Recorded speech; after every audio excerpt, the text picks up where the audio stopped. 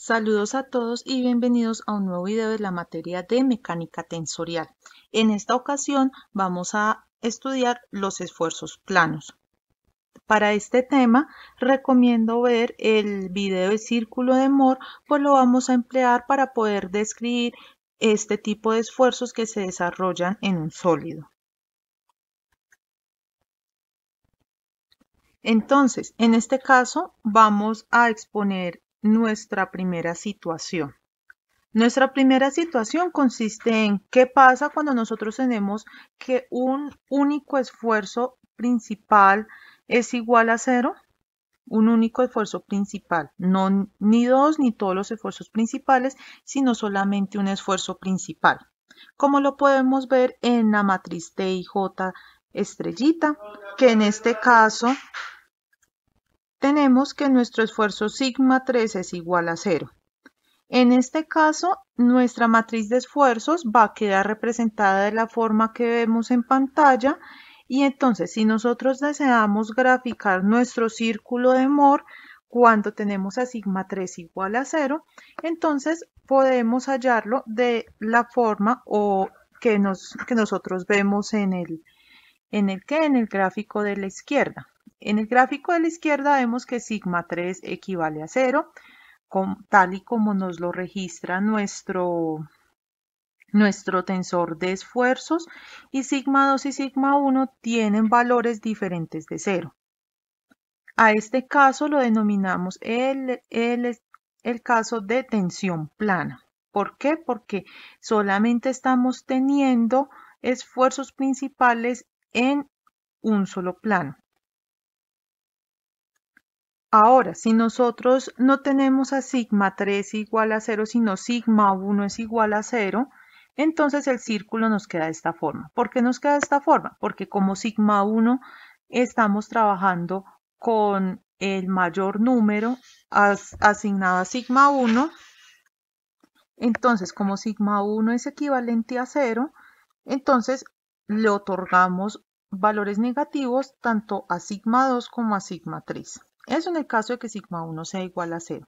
En el caso de que sigma 3 sea igual a 0, de que sigma 2 sea igual a 0, entonces tenemos que sigma 2 es mayor que sigma 3, entonces sigma 3 adquiere un signo negativo, y como sigma 1 es mayor que sigma 2 y sigma 2 es igual a 0, entonces sigma 1 va a ser siempre un número positivo.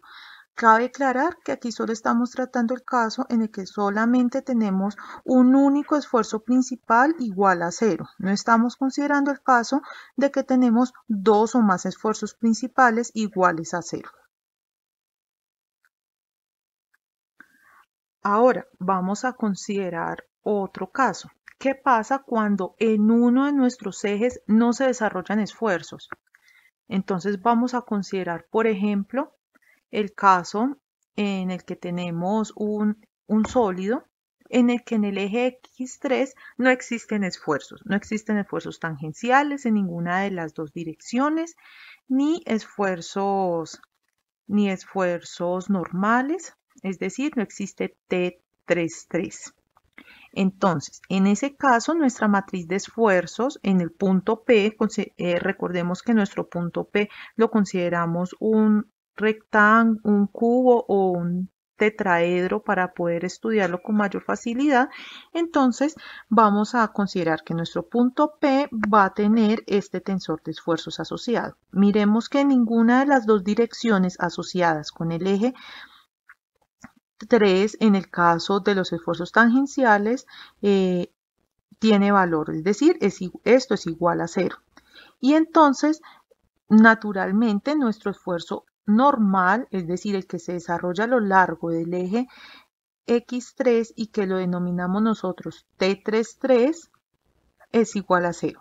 Entonces, en este caso, vamos a tener un caso de tensión plana porque tenemos que nuestro esfuerzo principal sigma 3 es igual a 0, porque en sigma 3 no se desarrolla ningún esfuerzo, ni normal ni tangencial, y entonces vamos a hacer uso de nuestras matrices de transformación, y entonces como nosotros solamente estamos trabajando esfuerzos en el plano X1, X2, entonces solamente se desarrollan valores en el plano X1, X2 a través de cosenos y senos, y como nuestro eje X3 no sufre ninguna alteración porque no se inclina en ninguno de los planos, entonces sus ángulos en las otras direcciones se vuelven 0 y en X3 se vuelve 1.